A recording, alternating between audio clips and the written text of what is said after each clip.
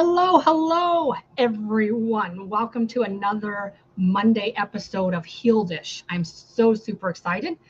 This is actually episode number 1 since I rebranded. So I just want to say welcome to all you beautiful souls. Welcome to Healdish. As we all know, this is a place where it gets really real about healing. We don't filter, we don't polish. We're just honest, raw, slow, and a sacred process of becoming whole again. That's exactly what this is. Hi, Michael. Welcome. So this is exactly what this is, and so it means so much to me to see all of you in the chat, to see all of you here, and so from here on out, it's hopefully going to be smooth sailing to the things that leading up to the rebranding. And things like that. Healdish, I really wanted to change it to something different, like I said a couple of weeks ago when I was on and things like that too. And so I really like how Healdish sounds because it's like we're healed-ish, so we're still healing on this healing journey. And so again, we're not filtered, we're not polished. Basically, what we are is we are honest, raw, slow, in a sacred process of becoming whole again. And so I am your host, Jean, and today I want to talk to you about something that might be the missing puzzle piece in your healing journey. And so we are going to talk about what is the MTHFR mutation, what it means, and what to eat for healing. But before I jump into that, I kind of want to give you an update of last week, what's going on, because last week I did have a podcast set and I didn't attend. And so I like to be very transparent because I believe that my audience can really benefit from my transparency. You can understand that you're not alone on your journey and the things that you're going through. And so since May 21st, I believe it was, when I had my second surgery, my heart rate has really been going kind of nuts. My heart rate, even sitting, my heart rate all of a sudden will just start shooting up, kind of like the fight or flight. And so for some reason, my body is dumping cortisol, kind of like fight or flight, the adrenaline, the cortisol, even in my resting state. There's a reason that it's happening. When I went into surgery, my blood pressure was, they got it down because they give you the Versed, which is actually like a relaxation drug. But when I first got there, my blood pressure was like 170 something over, I don't even know, like 103, or it was high. It was extremely high. But obviously it was from probably being a little nervous. But whatever happened, my body has shifted kind of into a panic and kind of more of an anxiety. And it's probably just from sitting around and not being able to do too much because I wasn't able to get out and do things. And so as trauma survivors, we have a lot of built up energy, a lot of built up anxiety. So that's probably what ended up happening. And so I got to go to the doctor Wednesday when I ended up going to the ER because I thought, oh my goodness, maybe I'm having a heart attack. Maybe something's happening. But the CT scan showed that I was healthy. My heart is healthy, my aorta, my carotid arteries are healthy, my lungs, I had no blood clots, all of my levels, my cholesterol, LDL, HDL, thyroid, everything was within the normal range. And so the only missing piece of the puzzle is it was probably anxiety, from sitting around and just doing absolutely nothing, which I dread. And so that has been going on. So that's why I wasn't here last week.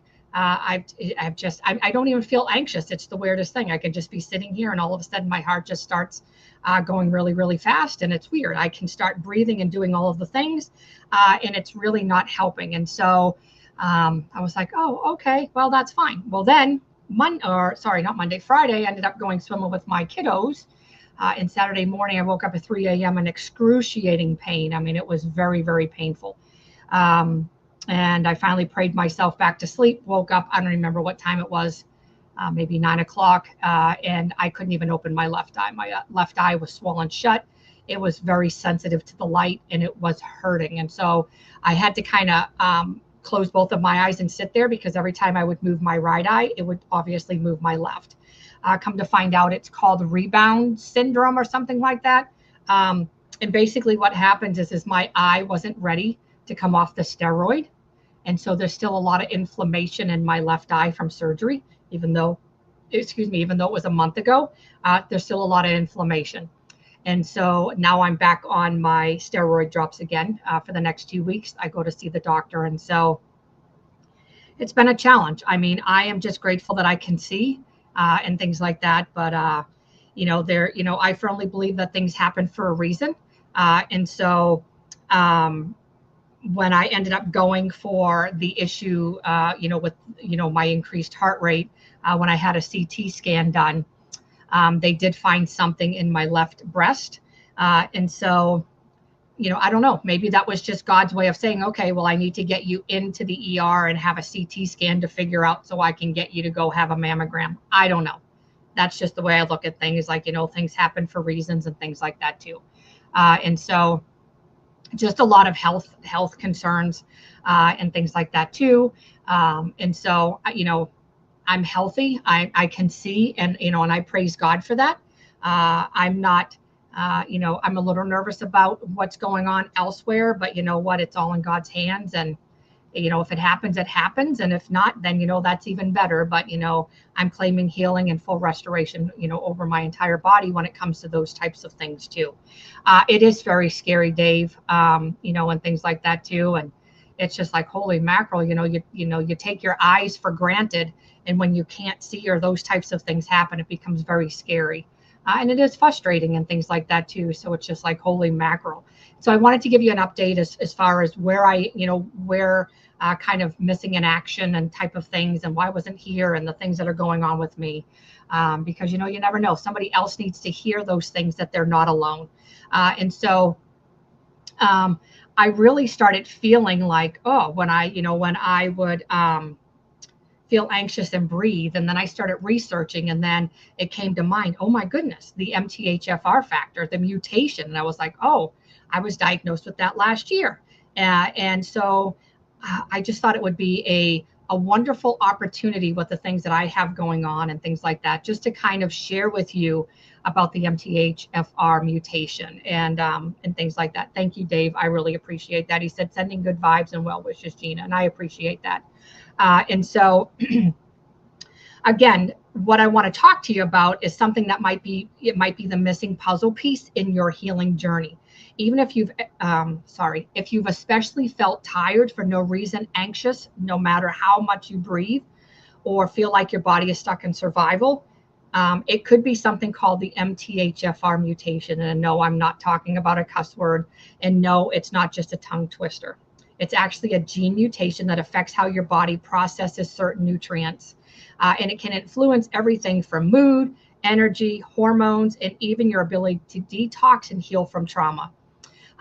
Usually what happens, that there are, it usually comes from the mother or father, and each one of them have the gene mutation. I was diagnosed last year because of my high levels of stress. And when I did my hormone testing, my cortisol levels were like off the chart, which I already knew it was. And so that explains why, some of the things that ends up happening, with the mood, the hormones, the energy, and then the ability to detox and things like that. So when you go into fight or flight, your body dumps cortisol. And if you're not fighting or flighting, that cortisol deposits back into your body, and then it starts wreaking havoc on your system. The same with like adrenaline. That's kind of what it is. And so the cortisol, it's supposed to calm you down because it is the stress hormone, but sometimes it has reverse effects. And so when your stress levels get extremely high, your body can't detox that stress. It can't detox any of that. And so a lot of times it relies on certain nutrients to start healing. And one of the things is like the MTHFR, you do not produce serotonin. And so like the feel good brain, serotonin. And so I was thinking the feel good brain, I can't think of what it's called, but anyway, like the hormone. And so you start feeling maybe depressed and things like that too. So so I really thought it was important, especially knowing that I have it, and looking at, now I was researching it and going back and going, oh my goodness.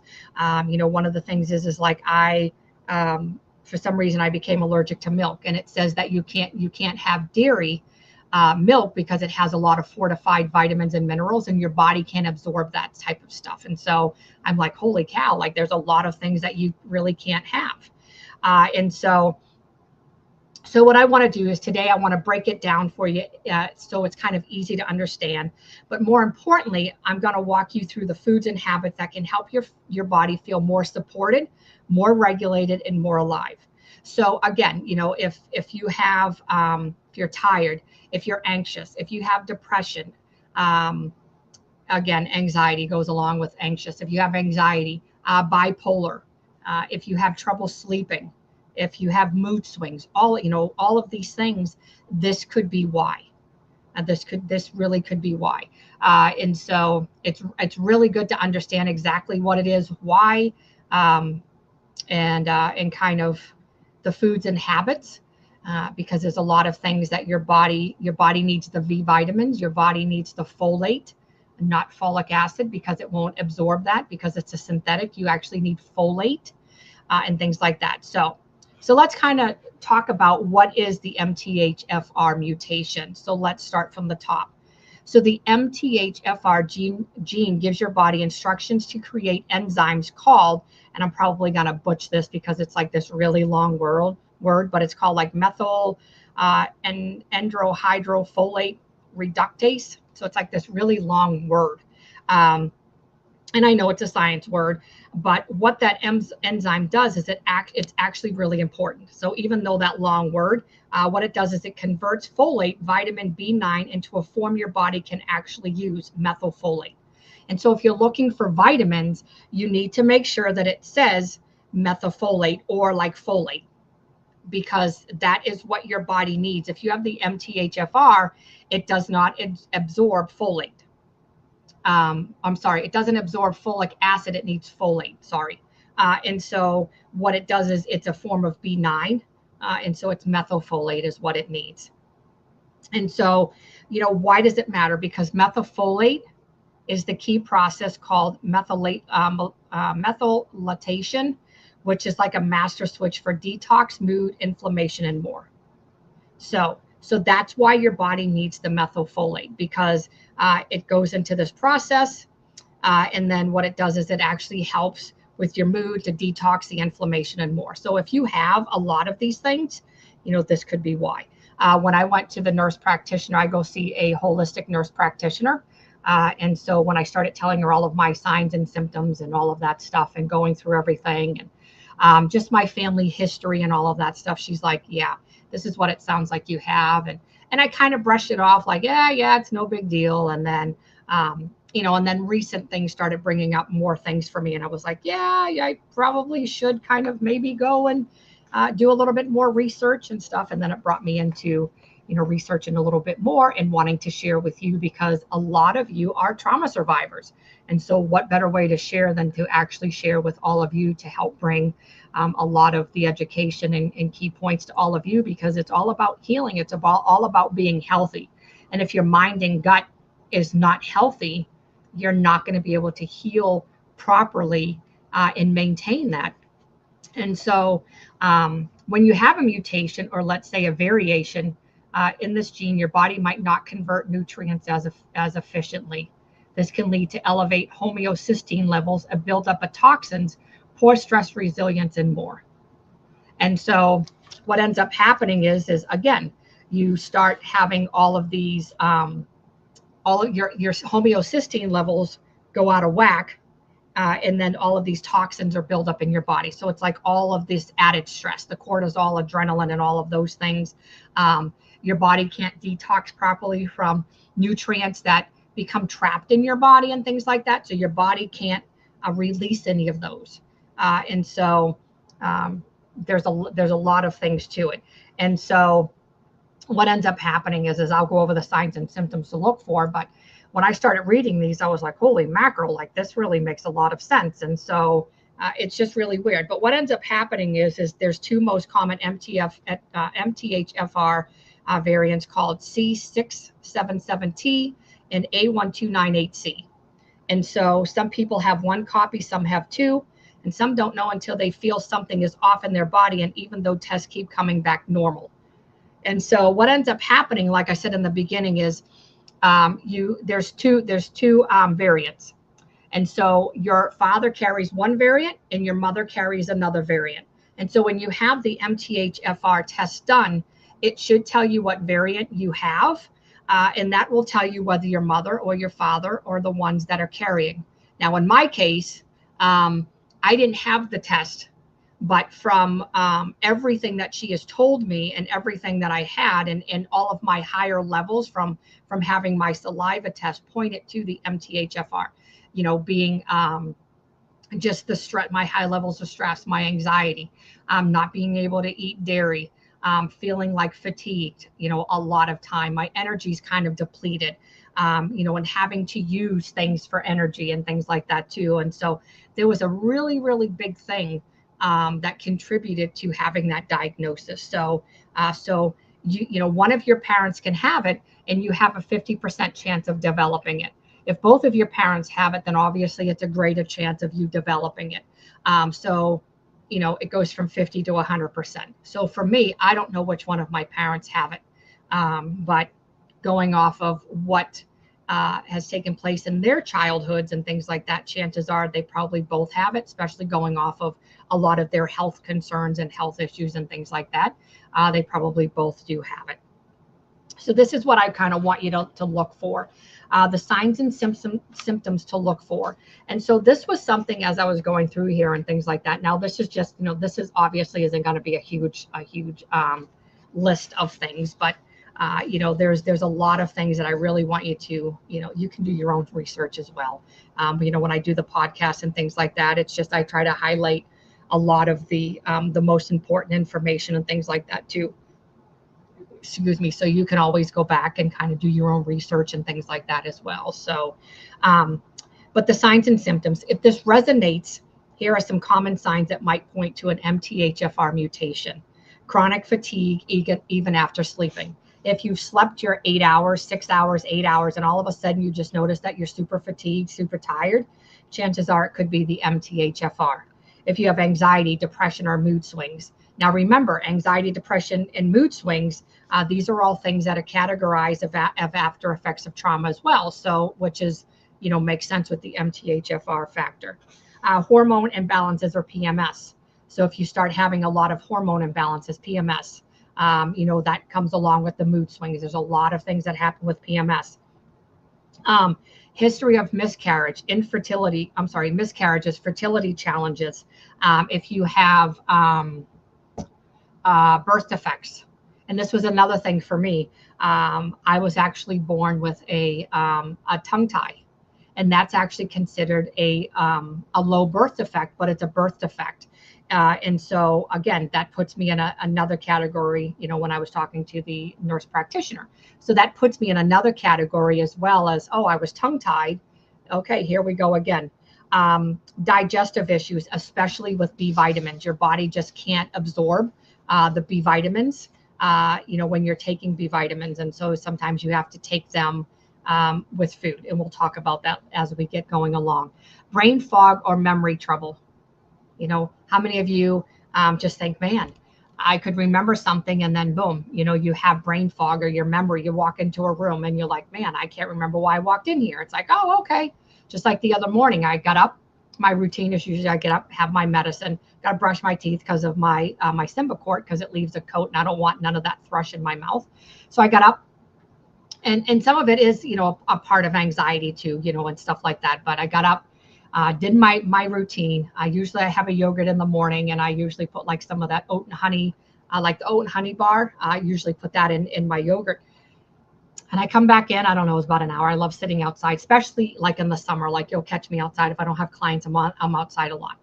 And I came back in, I was like, man, did I eat breakfast? I was like, man, I could have sworn I ate breakfast, but I don't even know what I ate.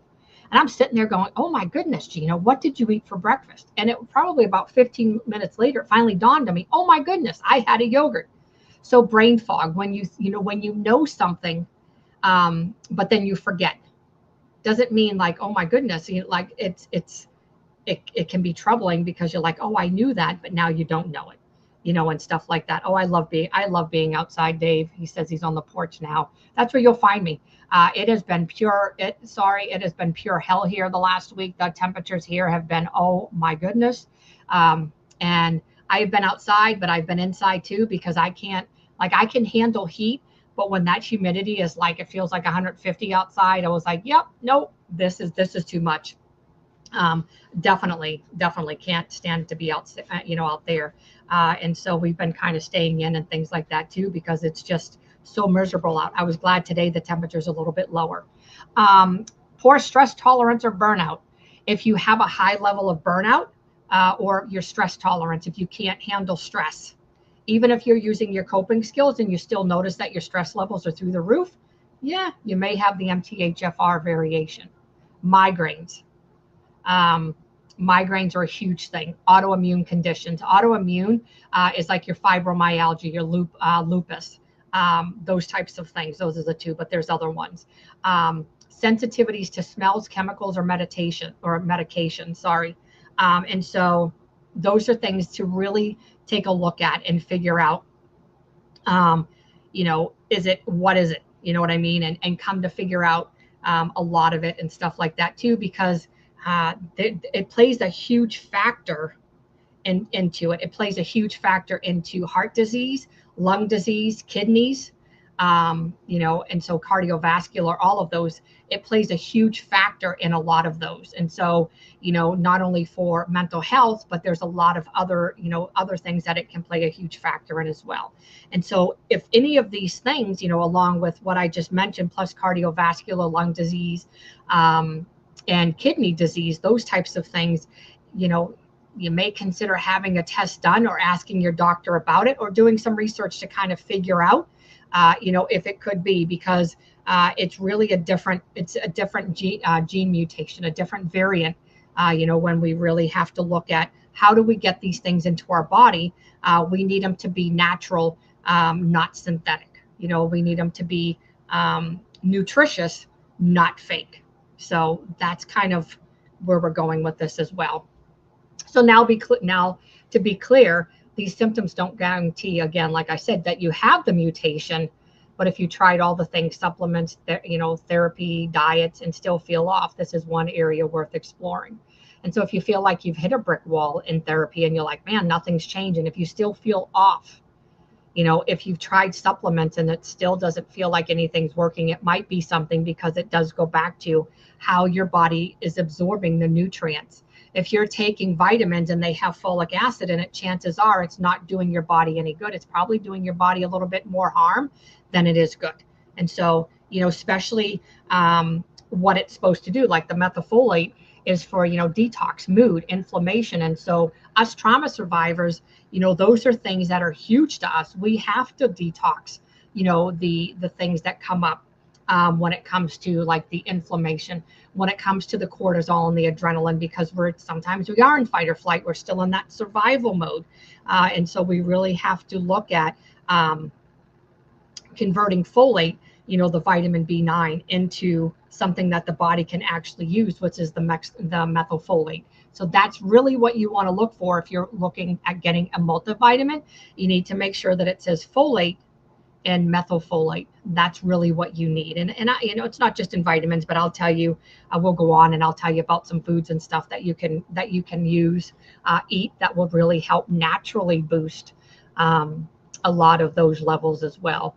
Just like the sun, if you get out in the sun, takes 5 minutes. Matter of fact, I did another video and it's not uploaded yet, but it will be. And it was the 5 reasons for the sun, like sitting in the sun for 5 minutes, the benefits of it, 5 benefits of sitting in the sun for 5 minutes. A lot of people don't sit in the sun, but even 5 minutes, that is a natural vitamin D booster. It's an immunity booster. Vitamin D is actually what helps your calcium levels. Calcium is bone. If you don't sit in the sun and you don't drink milk and have dairy, then you're going to have brittle bone disease or some sort of, osteoporosis you may end up with that later on. And so, when CVID was around, and they tell you to take, what was it, K2 and D3. And so I was like, I'm going to take D3. So Sly and I ended up taking D3, and come to find out we were overdosing on it. And so it's really, really important that you check with your healthcare provider before you start something, because they told us take D3, take K2. And so that's exactly what we did. And we started overdosing, and come to find out my levels of vitamin D were off the charts because I was out in the sun, constantly swimming and just out in the sun. Sly's levels of the vitamin D were probably, he never had it tested, but his levels were high because he worked outside in the sun. So you absorb it through your skin and you absorb it through your eyes. And so that's, and it can penetrate through your clothing. So even 5 minutes out in the sun does so much good. And so I will be, releasing that video within the next few days. MTHFR and trauma healing. Let's go a little deeper. You might be wondering, what does this have to do with trauma? A lot, actually, believe it or not. So redheads produce their own vitamin D. Well, I got to beg to differ with that, because Heather, she's in the chat, and put her on. Heather's a redhead, and she does not produce her own vitamin D. Matter of fact, her vitamin D levels are so low. Her vitamin D levels are so low that she fractured her ankle, and it's not healing because her vitamin D is so low that she's got to go on vitamin D pills. So I don't know. So maybe that's just one of those things, but maybe that's just like 1 in 10. And things like that too. But it's just one of those things. I like being outside, and then that way there, I know that I'm getting it naturally from the sun, and I don't have to worry about taking any supplements right now. I love being out there, and so things like that. So let's talk about the MTHFR and trauma healing, and exactly what it has to do with. And like, again, it's a lot, actually it is a lot. There's a correlation between them, because trauma, especially early or chronic trauma, it impacts how your nervous system functions. And so when you go into fight or flight, think of what happens. And so the MTHFR mutation impacts your ability to regulate neurotransmitters, like that's what it was. I called it a hormone before, but the neurotransmitter like serotonin, dopamine, and norepinephrine. So see, and things like that. Well, it might be scientifically proven, but there's got to be a percentage, because they might produce their own vitamin D. I mean, we all produce our own vitamin D, but at what levels? Because everybody produces their own vitamin D. Some people have higher, some people have lower, but if you're out in the sun, it increases your vitamin D levels. And so I don't know. I really think that you really need to, for me anyway, I mean, I don't know for everybody else, but I know for me, I love being out in the sun. So I don't have to worry about vitamin D right now, because mine's off the chart. And so she might be. Scott said she's over mutated. And she might be. No. So I did tell her, I told her she needs to go sit out in the sun, sit out for 5 minutes, 10 minutes. Redheads burn easily. So, they don't want to sit out there. But, 5 minutes of sitting out in the sun and a lot of times people like to wear sunglasses. But the interesting, I hate wearing sunglasses, even though I probably should. I hate it. But you absorb more through your eyes than you do your body. And so a lot of times I'll sit out there, and it doesn't mean that obviously looking up in the sun, but when you're out, the sun, you get the reflection into your eyes and things like that too. So I did study a little bit about vitamin D and things like that too, and the natural absorption, because sometimes people can't take vitamin D pills, or like in our case, the D3, it's a form of vitamin D, but who would have ever thought that you were overdosing, and things like that too. And so it's really beneficial for you to speak to your healthcare provider before you start any supplements, and things like that, because you really don't know you know, where your levels are and things like that too. And so again, what the MTHFR mutation, it does impact your ability to regulate neurotransmitters like serotonin, dopamine, and norepinephrine. And the methylation isn't working well. It's harder for your body to produce feel-good brain chemicals, which is, again, serotonin, dopamine, norepinephrine, detox stress hormones, repair DNA, and calm the nervous system. And so when I couldn't calm my nervous system, when I would sit there and do all of my breathing treatments, all of my breathing techniques, I would do my art, and I noticed that my nervous system was still out of whack, then it made me wonder, oh my goodness, does this have to do with the MTHFR gene mutation that I have? And so if you're wondering why healing is harder for you, if you're wondering why calming your nervous system is harder for you, why you feel like you're doing all the inner work but still feel foggy, tired, or stuck, the MTHFR could be part of your picture. And so that's why I was like, oh, if this is happening to me, there may be somebody else out there that doesn't know, because 40% of people have no idea that they have the mutation. So it's, you know, it's really interesting. So Scott says, what to say? That I'll agree with. 10 minutes without protection, I become a lobster man. Oh yeah.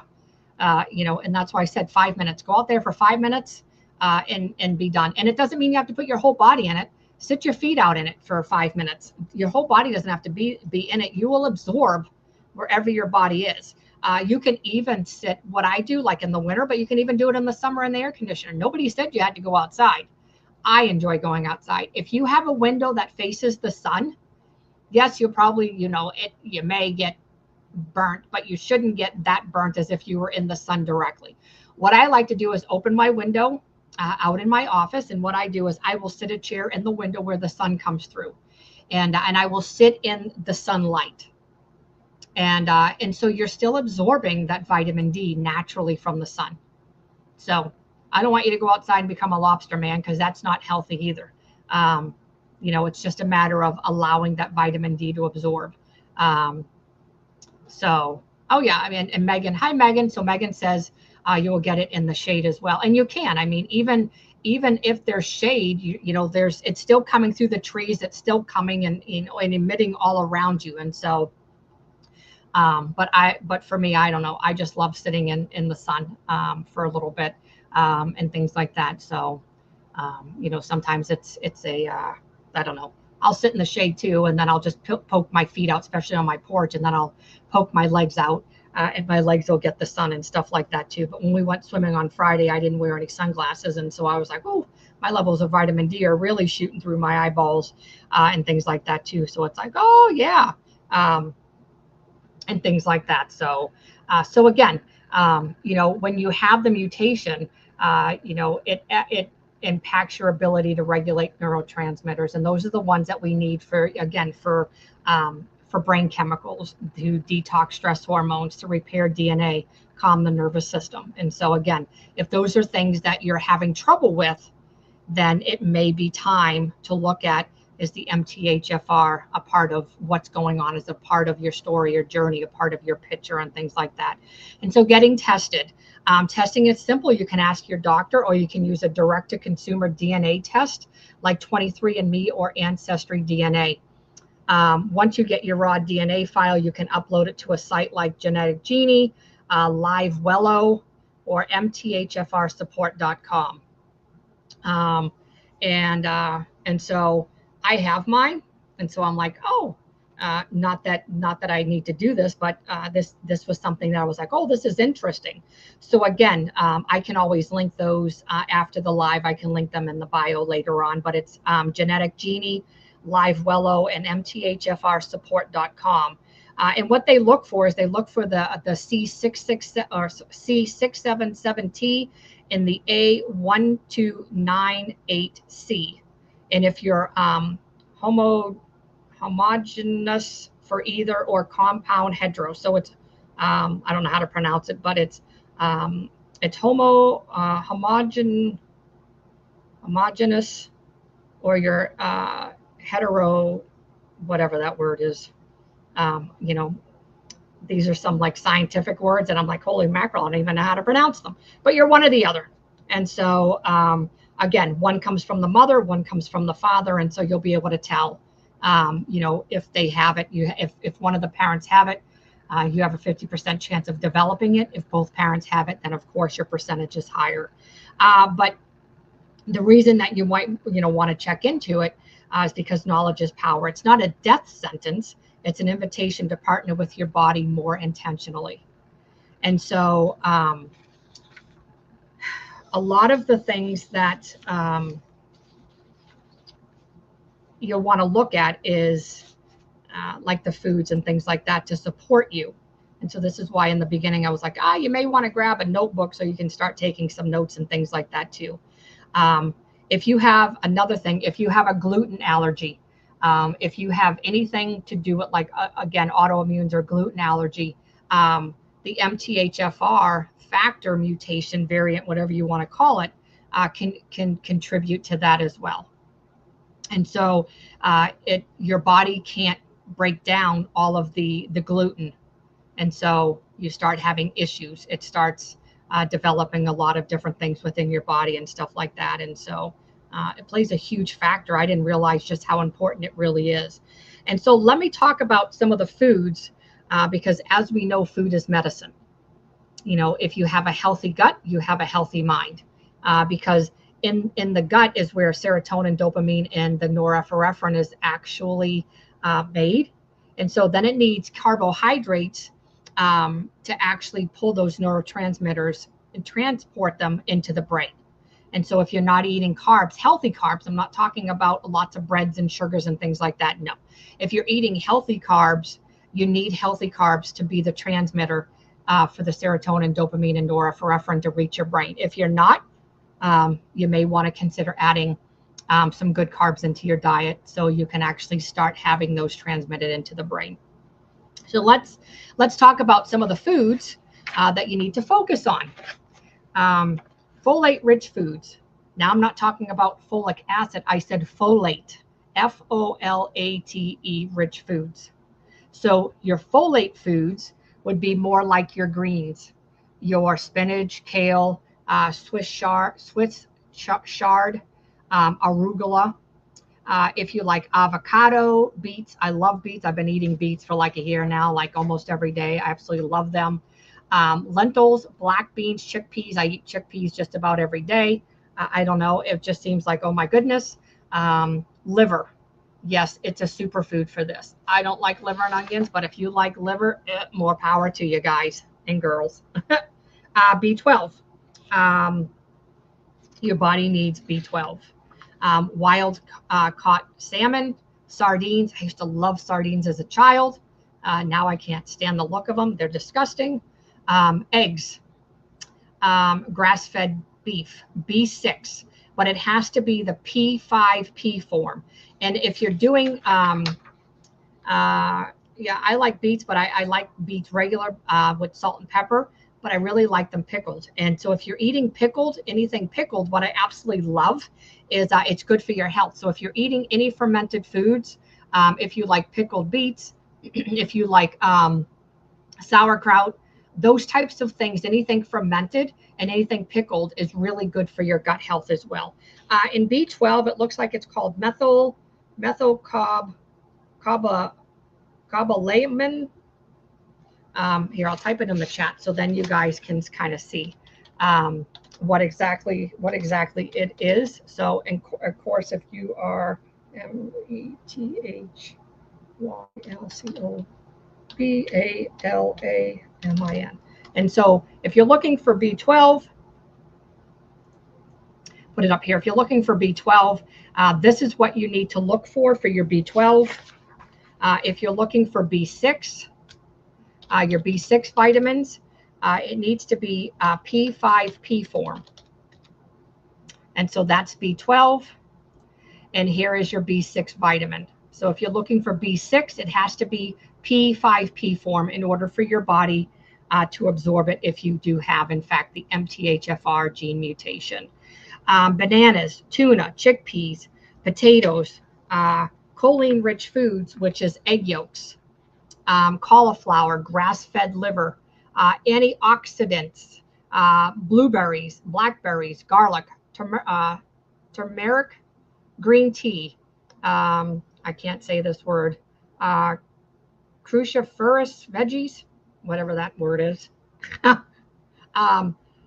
Healthy fats, walnuts, flaxseed, olive oil. What Jake said, but he can't read. Well, he's going to have to learn. He's going to have to learn to read what those big words are. You should see these words. It's like, holy cow. So healthy fats, walnuts, flaxseed, olive oil, avocados, and then gut healthy in detox foods would be bone broth, sauerkraut and kimchi, cilantro and lemon water. I don't like cilantro. It tastes like soap, but lemon water not only helps hydrate, but it helps to detox. Now, I didn't hear bacon either. That's another one. I mean, you can still have bacon, just eat it in small amounts. Don't be eating like 5 or 6 pounds and things like that too. But as long as you're eating, a lot of this stuff along with your bacon, because when I make my salads, I don't use lettuce. I should use lettuce, but usually I don't because it goes bad. But usually I'll use beets, chickpeas, tomatoes, onions, peppers, beets, olives. I don't see that on the list either. And then I'll put feta cheese with olive oil and salt and pepper. Sometimes I'll throw in strawberries, or I'll throw in watermelon if I have it, and things like that too. But I know, some people, it's funny because my brother and I, when we were talking about cilantro last week, he's like, yeah, I don't like cilantro. It tastes like soap, because he asked me about my salsa, because we make our own homemade salsa. And he's like, do you put cilantro in it? And I was like, nope. And he said, why? I said, because it tastes like soap. He said, it's funny you said that, because that's exactly what I, think it tastes like. So yeah, it just tastes like soap to me. And so, just look at the foods that support the MTHFR, because what happens is you're looking for nutrient-rich foods that are folate-rich foods, and so that way your body can actually use these foods to absorb it, and it is. So Sly says, if cilantro tastes like soap, it's a DNA proven dislike, and it is, because we both had our DNA done. And it actually came back showing that if we didn't like cilantro, it showed us in our DNA we wouldn't like cilantro. It tasted like soap. So it was just interesting. There was actually a lot on our DNA. I did the full one, and so it was actually pretty interesting. And so, to kind of help you, look up foods that support MTHFR and things like that too, because you'll really be shocked as far as what exactly it does. And so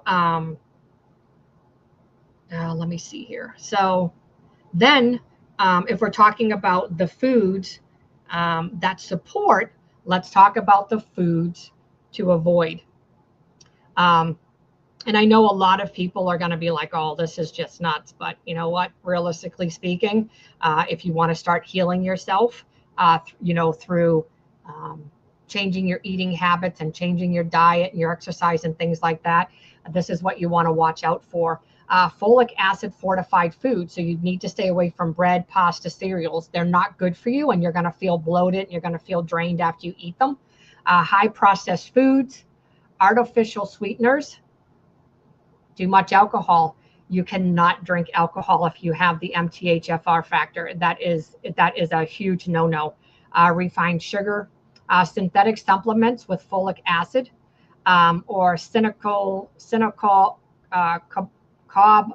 cobalamin. I don't know. It's a cheap B12. So instead, what you want to do is you want to choose methylated supplements like methylfolate, but always start low and go slow. And so what happens with all of these things is that actually your body can't detox all of that stuff out properly if you have the MTHFR factor.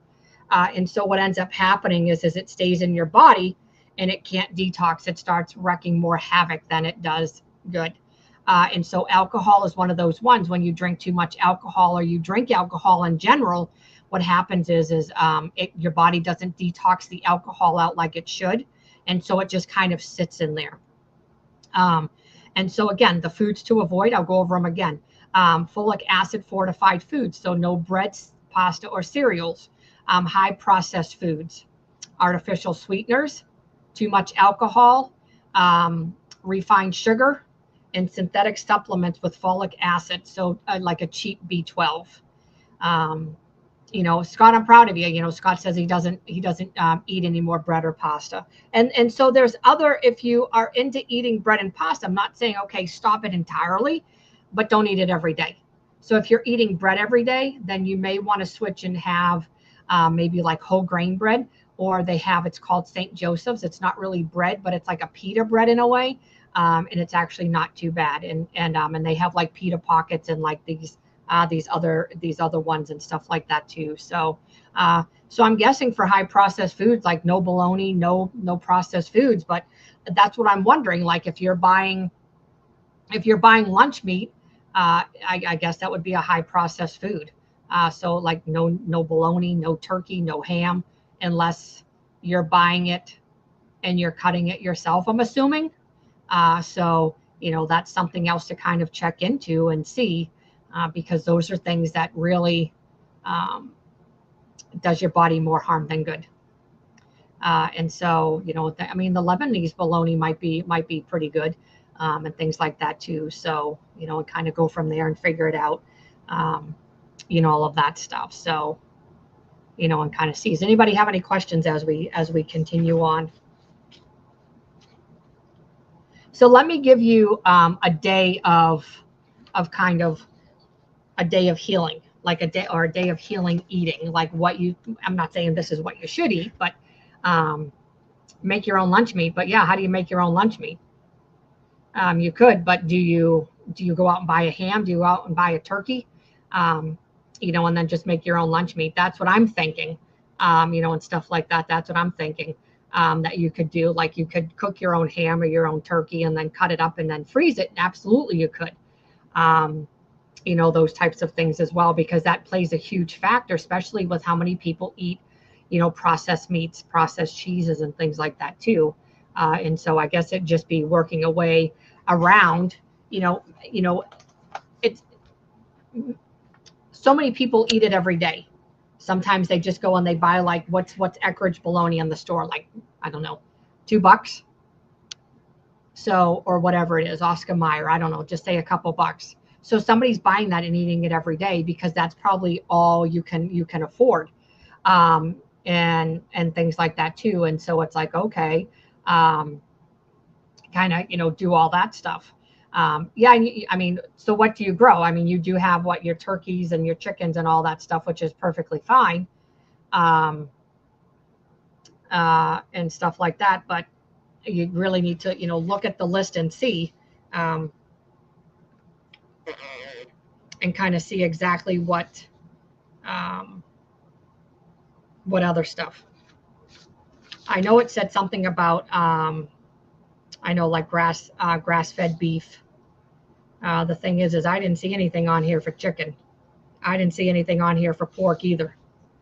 So, so if you're raising pigs, if you're raising chickens, and you're and stuffed turkeys, yeah, I don't know. You want to look into it a little bit more just to see. But chickens. I thought chicken was good.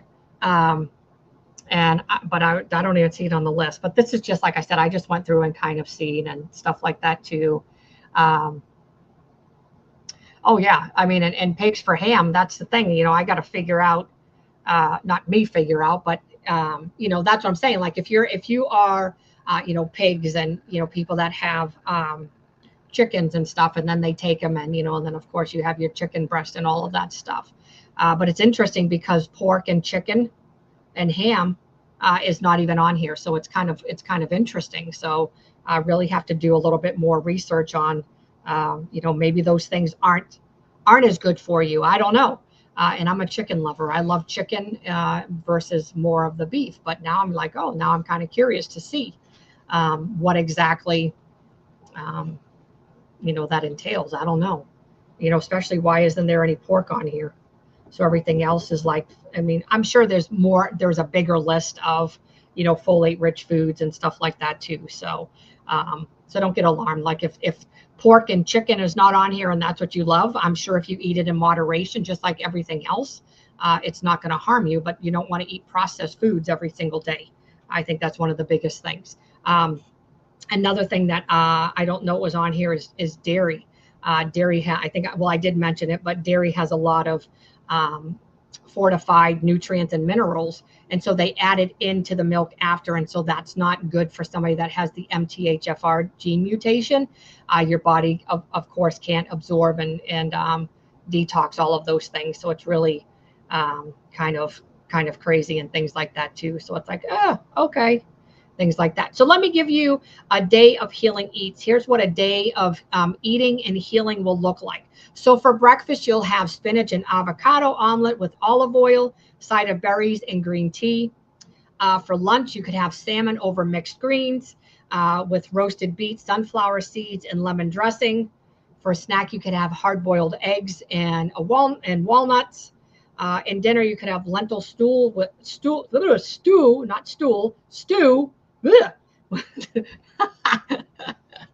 Stool. That would not be good. We are not eating all that. No. Okay. Lentil stew with kale, carrots, garlic, and turmeric. A side of Brussels sprouts, roasted in ghee. Ghee. I don't know what kind of stuff that is, but whatever. Whatever. That's why I kind of like this. Like we have bloopers and all that stuff on here all the time, and so and that's why I like the unedited version, because then you see how goofy we can be and just how weird it is. Yeah, exactly. Slice did not going to eat stool, that poopy. No. And so stew, lentil stew. And so Brussels sprouts, if you like them, more power to you, and things like that too. So just kind of give you an idea of what you can eat. These are all things that are high fortified in folate rich foods. You're getting it naturally instead of getting it synthetically. And so just to kind of give you an idea of exactly what kind of what's going on and things like that too, which is huge, and things like that. But again, I welcome you to do your own research and things like that too, just to kind of help you so you understand things a little bit more and stuff like that. And because it really changes things when you go in, and sometimes, doctors will be like, oh, we're not going to test you. We did all these tests and stuff like that and things, but, it's all about eating things in moderation, and so really take that into consideration, but, really try to stay away from a lot of the folic acid fortified foods where they add it in synthetically. So they add fake things into it. And so that's really what starts wreaking more havoc on your systems. And when you start doing that stuff and you can't detox because of eating a lot of that stuff or drinking too much alcohol and doing all of that stuff, what ends up happening is you start having inflammation. You start having bloating, you start having inflammation, you start having yeast, and your body can't get rid of the yeast. A lot of the yuckiness that comes with it when you have the MTHFR, you can't, your body can't detox naturally the way that somebody that has it cannot, and things like that too. And I'm sure, like I said, this was just a small list. So I'm sure like raising your own chickens, your own pigs, like deer meat, all of that stuff.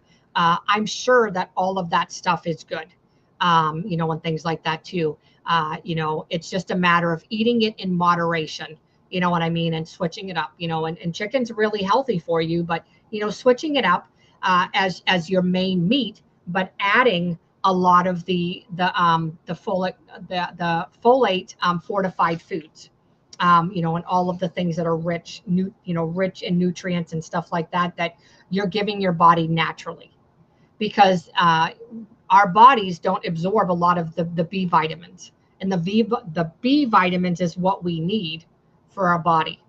And so if we're not absorbing a lot of the B vitamins, we need to get them from other sources. And so the other sources is the list of what I mentioned before. So sliced Jake and the quail eggs pickled, pretty tasty. I don't know, I've never had pickled eggs. I do like pickled beets.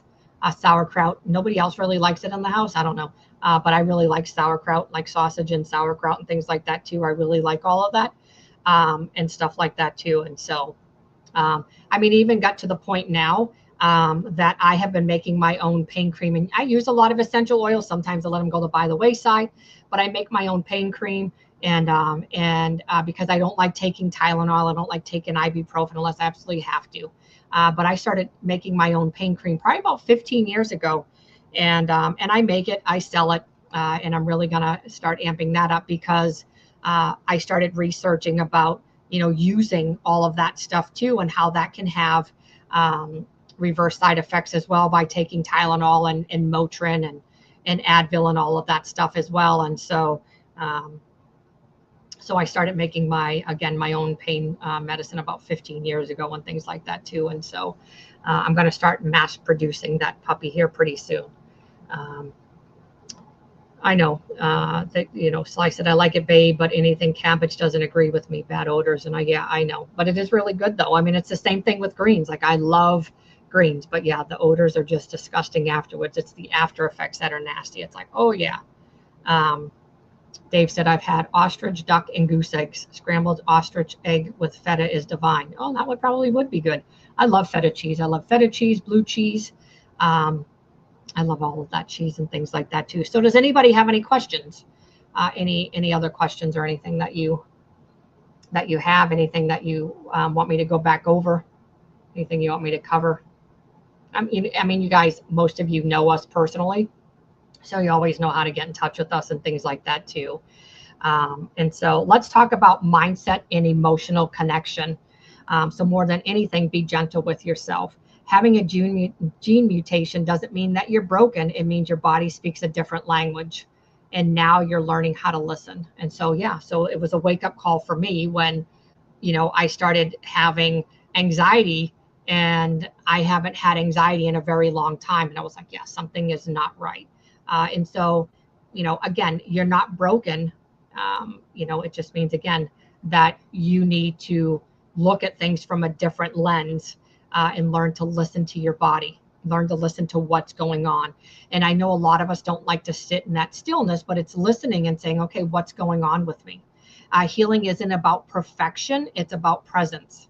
So being present with yourself. It's about learning what your body needs to feel safe, supported, and seen. And a lot of us don't like to sit with that for the 5 minutes to see exactly what's going on. We don't like that. And I understand that. I'm one of them. But I'm learning to sit. I mean, I've had to sit with it for 3 weeks now and sit with, oh my goodness, what is going on with me? Why is it that my body is not feeling safe in my own home? Why is it that my body automatically, I'm getting ready to go to sleep, and all of a sudden my heart rate is like I just ran a marathon? Why is it I'm resting on the couch and my heart rate is going berserk? This is not normal. I mean, I thought it was my vitamins, so I stopped taking my vitamins, thinking that's what it was. I stopped drinking coffee. I drink 1 coffee a day, a 10-ounce coffee a day. I thought it was the coffee. I was like, holy mackerel, like what on earth is going on? I had no idea. And I was like, this is just crazy. And then it came to, I was like, I wonder if this has something to do with the MTHFR factor. And so again, if something seems off to you, and you're just kind of wondering, it may behoove you to check into the MTHFR factor to see exactly what's going on, and it might be worth checking into, if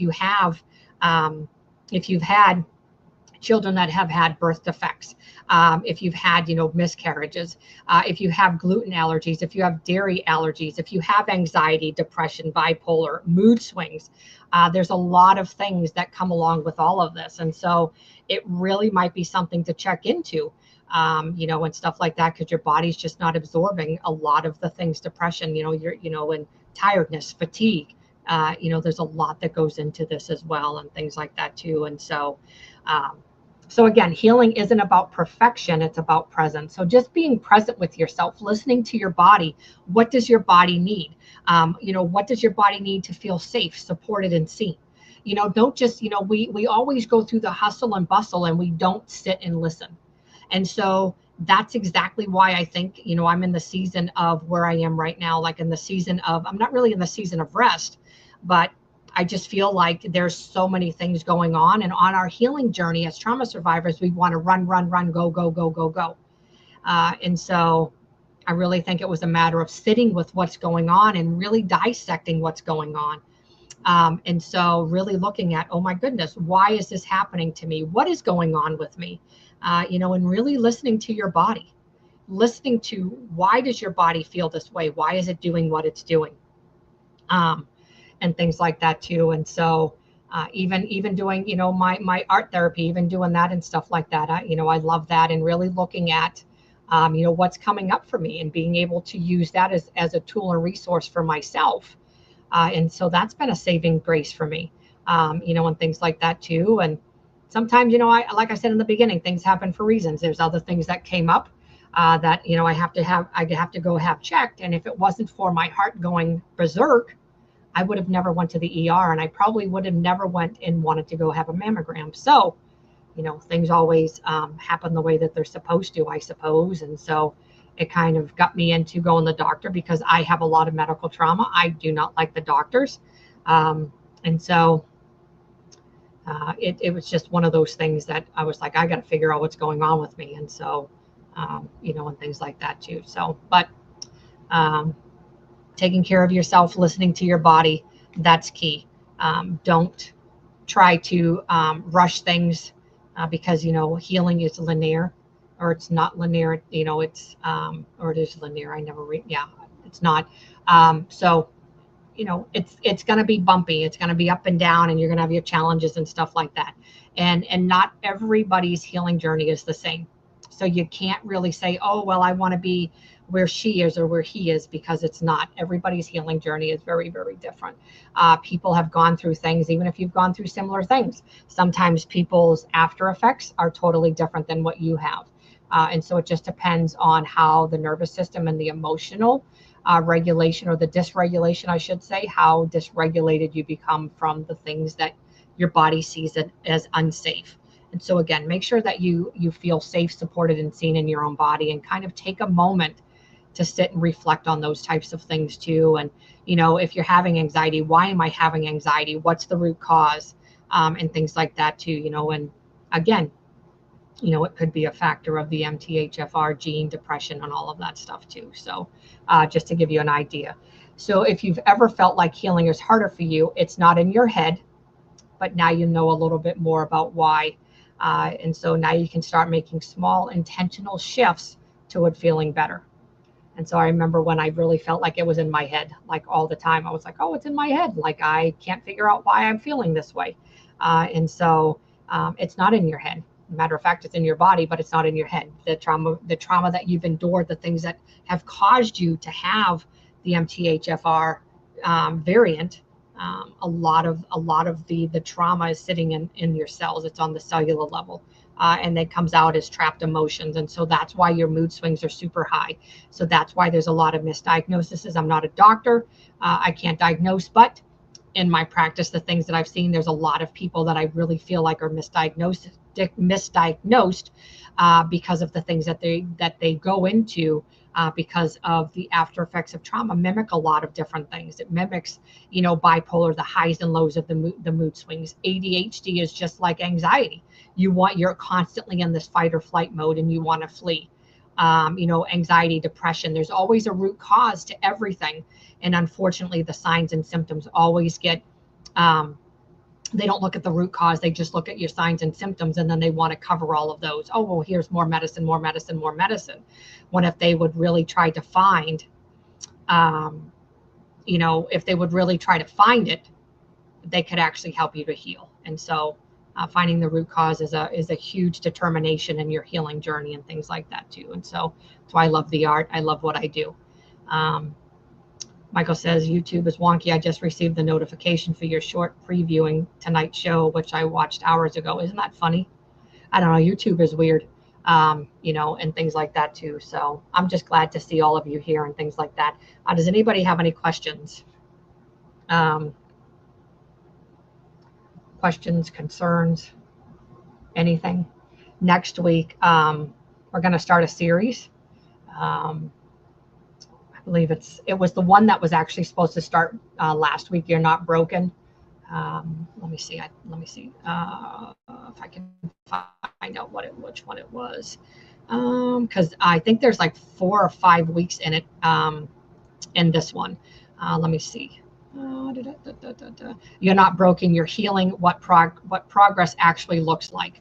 So some of the things that we're talking about and doing, I think this is a 4-part series, maybe a lot of overlapping from what we did before, and things like that. And I am going to leave all of the other episodes up and things like that, but from when we did everything before. But going forward, I'm hoping I can remember the episodes and things like that I'm on, and things. And then eventually I want to get on to like Apple or